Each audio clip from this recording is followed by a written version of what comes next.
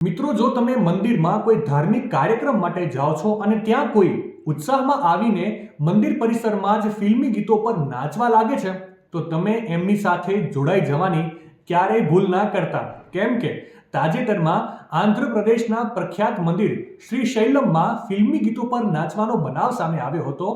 એવો આરોપ છે કે કેટલાક કર્મચારીઓ મંદિર પરિસરમાં ફિલ્મી ગીતો પર ડાન્સ કરી રહ્યા હતા. વિવાદ વધ્યા પછી પોલીસે તાત્કાલિક નોંધ લીધી અને મંદિરના 5 કર્મચારીઓ સામે કેસ દાખલ કર્યો. કાનૂની દૃષ્ટિકોણથી ધાર્મિક સ્થળ પર ભક્તોની લાગણીઓને ઠેસ પહોંચાડતું કોઈ પણ કાર્ય ગુનો ગણી શકાય છે.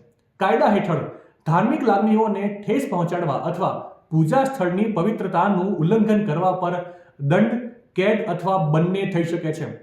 સજા ઘટનાની ગંભીરતા, ઈરાદા અને અસરગ્રસ્ત લોકોની સંખ્યા પર પણ આધાર રાખે છે. કેમ કે મંદિરો ફક્ત ઇમારતો નથી, પરંતુ શ્રદ્ધાના કેન્દ્રો છે.